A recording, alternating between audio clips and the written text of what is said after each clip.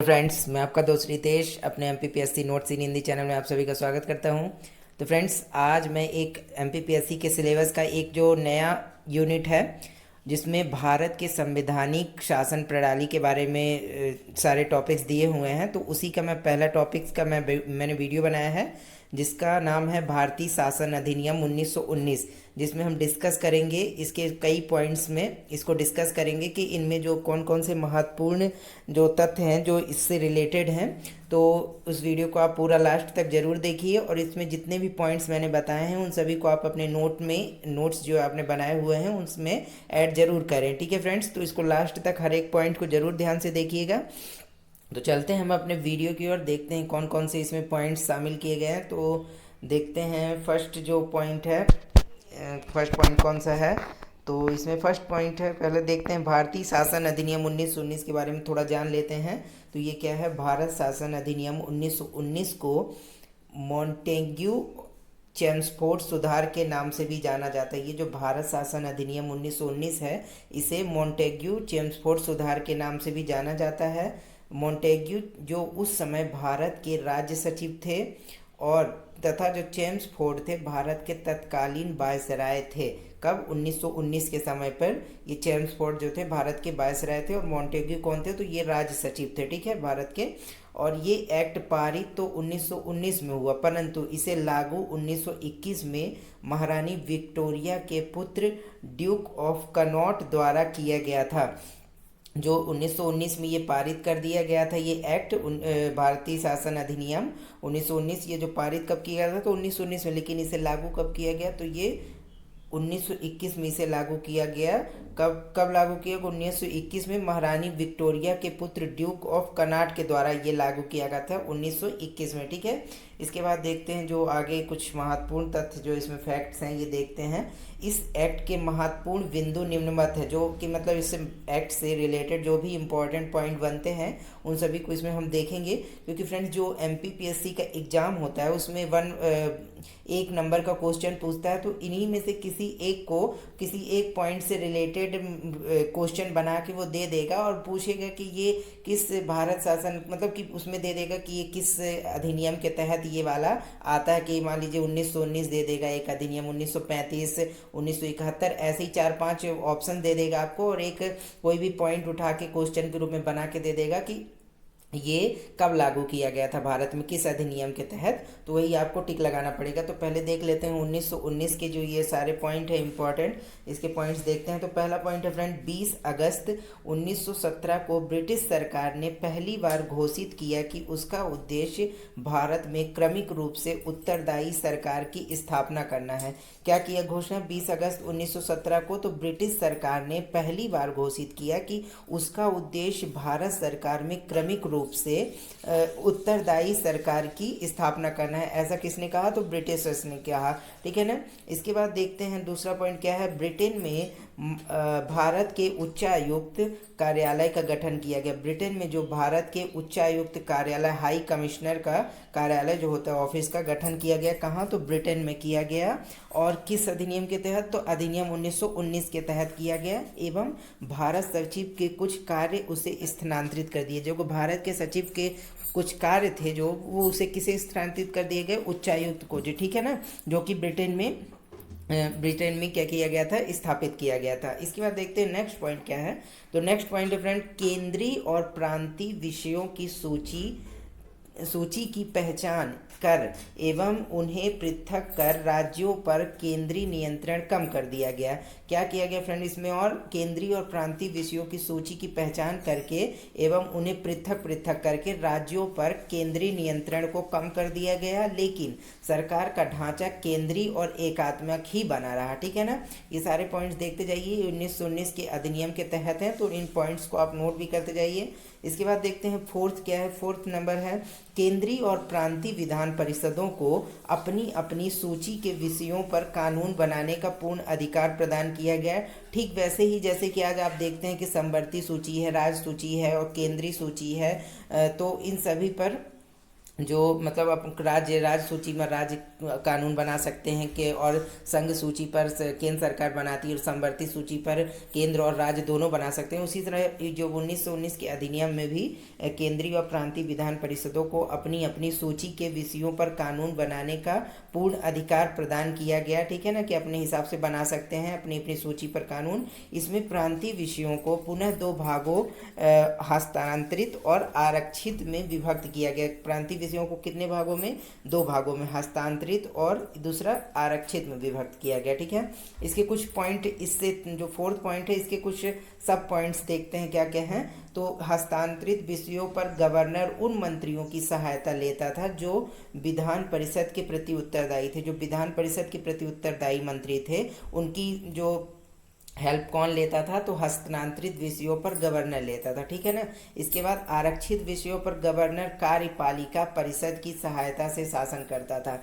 किस आरक्षित विषयों पर? किससे? तो कार्यपालिका परिषद की सहायता से शासन करता था, जो विधान परिषद के प्रति उत्तरदायी नहीं था। और ये जो कार्यपालिका जो था परिषद, वो विधान परिषद के प्रति उत्तरदायी नहीं था, ठीक है ना।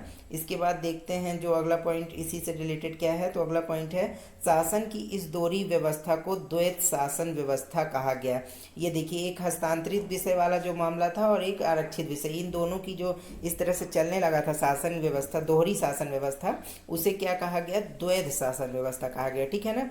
इसके बाद हालांकि यह व्यवस्था काफ़ी हद तक असफल रही, मतलब ये जब लागू तो की गई लेकिन ये काफ़ी हद तक असफल रही, मतलब बहुत ही कम इसका सक्सेस रेट रहा इस जो द्वैत शासन व्यवस्था का, ठीक है। इसके बाद देखते हैं फिफ्थ पॉइंट क्या है। नियंत्रक एवं महालेखा परीक्षक कैग, जो कंट्रोलर ऑडिटर जनरल का सुझाव इसी एक्ट में दिया गया। जो आप आज देखते हैं फ्रेंड, नियंत्रक एवं महालेखा परीक्षक जो होता है उसका सुझाव किस एक्ट में दिया गया? अधिनियम में। ये पूछा जा सकता है कि किस अधिनियम के तहत इसका सुझाव दिया गया था। तो ये 1919 अधिनियम के तहत ही, भारत शासन अधिनियम 1919 के तहत ही ये कैग का सुझाव दिया गया था, ठीक है ना। इसके बाद देखते हैं अगला क्या है।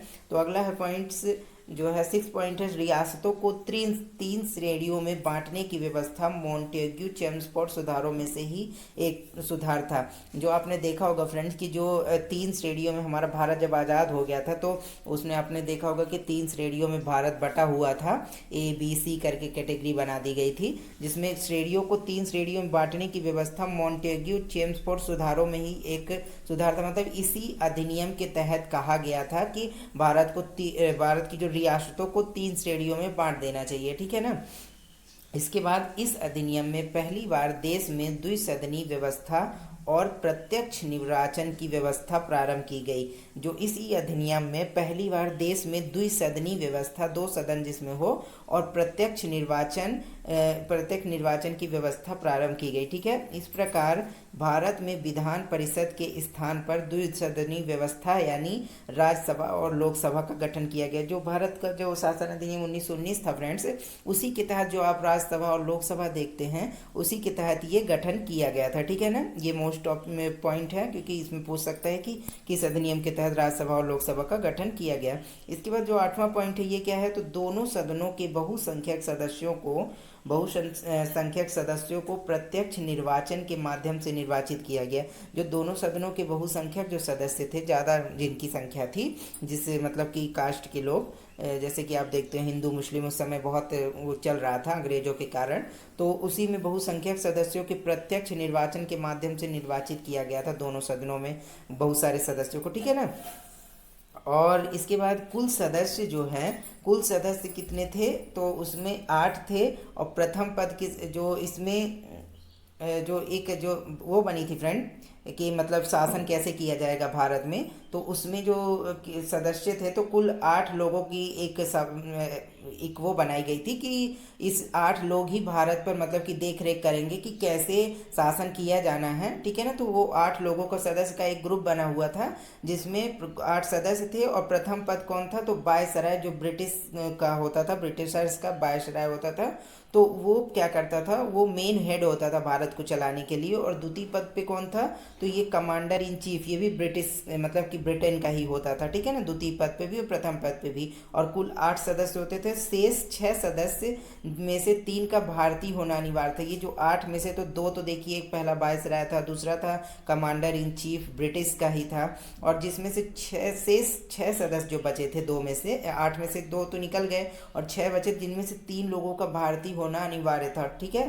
3 तो इसमें से, और 6 में से बचे, 6 में से 3 ब्रिटिशर्स हो सकते थे, लेकिन 3 भारतीय होने जरूरी थे। इसके बाद देखते हैं क्या था अगला पॉइंट।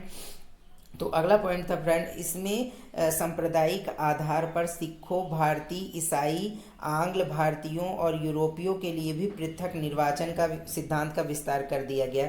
इसमें क्या कहा गया कि 1919 अधिनियम में कि जो सांप्रदायिक आधार पर सिखों, भारतीय, ईसाइयों, भारत के जो ईसाई थे, आंग्ल भारतीयों और यूरोपियों के लिए अलग पृथक निर्वाचन के सिद्धांत पर विस्तार किया गया था, कर दिया गया, ठीक है ना, इसी अधिनियम में। इसके बाद जो लास्ट अधिनियम ये पॉइंट है क्या है, इस कानून ने संपत्ति कर या शिक्षा के आधार पर सीमित संख्या में लोगों को मताधिकार प्रदान किया। इसी एक्ट के द्वारा पहली बार महिलाओं को वोट डालने का अधिकार मिला। इसी एक्ट के तहत क्या किया गया, महिलाओं को पहली बार वोट डालने का अधिकार किस एक्ट के तहत मिला, तो भारत शासन अधिनियम 1919 के तहत, ठीक है ना। और शिक्षा के आधार पर और संपत्ति, किसके पास कितनी ज़्यादा संपत्ति है और शिक्षा कितनी है, उसके आधार पर कुछ लोगों को मताधिकार प्रदान कर दिया गया था, ठीक है ना। इसके बाद अगला पॉइंट देखते हैं क्या है। तो इस एक्ट के प्रावधानों के अनुसार ही 1926 में सिविल सेवकों की भर्ती के लिए लोक सेवा आयोग का गठन किया गया। इस एक्ट के तहत ही फ्रेंड्स, जो भारत शासन अधिनियम 1919 के तहत ही 1926 में सिविल सेवकों के लिए, जो सिविल सर्वेंट्स होते हैं, उनकी भर्ती के लिए, मतलब ठीक है ना, उनकी भर्ती के लिए लोक सेवा आयोग का गठन किया गया, ठीक है। और इसके बाद क्या था, अगला पॉइंट क्या है, इस एक्ट के अनुसार पहली बार केंद्रीय बजट और प्रांतीय बजट को अलग अलग कर दिया गया। इसी एक्ट के अनुसार जो केंद्रीय बजट और प्रांतीय बजट थे, ये अलग अलग कर दिया गया। इससे पहले दोनों एक साथ ही पेश किए जाते थे। राज्य विधानसभाओं को अपना बजट स्वयं बनाने का अधिकार दिया गया। जो राज्य की विधानसभाएं थी, उनको अपना स्वयं का बजट बनाने का अधिकार प्रदान कर दिया गया। जैसे कि आजकल चलता है, सारे राज्य अलग अलग अपना अपना बजट पेश करते हैं, ठीक है ना, और केंद्र सरकार अलग बजट पेश करती है। तो ठीक 1999 जो 19 ये मतलब 1919 का जो अधिनियम आया था 1919 में, तो उसी के तहत ये दोनों बजट को अलग अलग कर दिया गया था, केंद्र और राज्य के, ठीक है ना। इसके बाद देखते हैं अगला क्या है। तो अगला पॉइंट है, इस अधिनियम के अनुसार ब्रिटिश संसद में भारत मंत्री में वेतन एवं भत्तों को भारतीय राजस्व के स्थान पर ब्रिटिश राजस्व दिए जाने का प्रावधान था। इसमें क्या हुआ फ्रेंड कि जो अधिनियम 1919 का आया था, तो ब्रिटिश संसद में क्या बोला गया कि जो भारत में मंत्री होंगे, उनका वेतन एवं भत्ते को भारतीय राजस्व, जो भारत से राजस्व प्राप्त होता है, उसके स्थान पर ब्रिटिश राजस्व दिए जाने का प्रावधान रखा गया था। कि जो पहले जैसे कि उनका वेतन वगैरह देना रहता था, जो भारत में मंत्री वगैरह हुआ करते थे, ठीक है ना, तो उनका वेतन पहले भारत से जो प्राप्त राजस्व होता था उससे दिया जाता था। लेकिन इस अधिनियम के तहत कहा गया कि नहीं, ये जो राजस्व से, भारत के राजस्व से वेतन या भत्ते नहीं दिए जाएंगे, बल्कि ब्रिटिश राजस्व से दिए जाने का इसमें प्रावधान रखा गया था। लागू नहीं किया गया था, लेकिन बस प्रावधान रखा गया था कि हाँ कि इसके तहत इसी के अनुसार ही दिया जाएगा, ब्रिटिश राजस्व से दिया जाएगा, ठीक है ना, ये प्रावधान रखा गया था इसमें। इसके बाद इसके अंतर्गत एक वैधानिक आयोग का गठन किया गया। वैधानिक आयोग का गठन किया गया, जिसका कार्य 10 वर्ष बाद जांच कर अपनी रिपोर्ट प्रस्तुत करना था कि ये अधिनियम अपने लक्ष्यों को प्राप्त करने में किस स्तर तक सफल रहा। तो एक और क्या किया गया फ्रेंड, तो एक वैधानिक आयोग का गठन किया गया, जिसका ये कार्य था कि वो 10 वर्ष के बाद जांच करके ये बताए, अपनी रिपोर्ट दे कि ये अधिनियम जो लाया गया 1919, भारत शासन अधिनियम 1919, वो अपने लक्ष्यों को प्राप्त करने में कितने स्तर तक में सफल रहा कि नहीं रहा। तो उसी के बारे में ये एक वैधानिक आयोग का गठन किया गया था, ठीक है फ्रेंड्स। तो इसमें जो फ्रेंड्स जितने भी 1919 भारत शासन अधिनियम है, उससे रिलेटेड जो भी इंपॉर्टेंट पॉइंट बन सकते थे, उसमें मैंने इस वीडियो में कवर कर दिए हैं सारे। इससे अधिक आपसे एग्जाम में नहीं पूछेगा, तो इसको आप पूरा नोट कर लें और हर एक पॉइंट को इसको याद कर लें, ताकि यदि MPPSC में इनसे रिलेटेड कोई भी क्वेश्चन पूछता है तो आप उसे अटेंड कर सके, ठीक है फ्रेंड्स। तो फ्रेंड्स, यदि वीडियो आपको अच्छा लगा हो तो आप इसे लाइक और शेयर ज़रूर कर दें और मेरे चैनल MPPSC नोट्स इन हिंदी को सब्सक्राइब कर लें ताकि मेरे आने वाले सभी वीडियोस के नोटिफिकेशन आपको मिलते रहें। और फ्रेंड्स, मेरे चैनल में कई मैंने वीडियो डाल दिए हैं MPPSC से रिलेटेड, तो यदि आपने उसे अभी तक नहीं देखा है तो आप उसे देख सकते हैं, क्योंकि वो अलग अलग टॉपिक पर मैं सारे सिलेबस को धीरे धीरे कवर करता जा रहा हूँ एक एक वीडियो डालकर। और जल्दी मैं पूरे जो प्री के एग्ज़ाम हैं MPPSC प्री के, उसके सारे वीडियोस को कवर कर दूंगा और फिर मैं मेंस का भी एक धीरे से एक एक वीडियो बनाता जाऊंगा हर एक टॉपिक पर मेंस के। तो इसके लिए आप चैनल को सब्सक्राइब कर लें ताकि मेरे सारे वीडियोस को नोटिफिकेशन आपको मिलते रहें। तो फ्रेंड्स, आज के लिए इतना ही। अब मिलेंगे हम कल नेक्स्ट टॉपिक पर, डिस्कस करेंगे नए टॉपिक पर, तो इसे आप नोट कर लें। ओके फ्रेंड्स, आज के लिए इतना ही। Bye bye.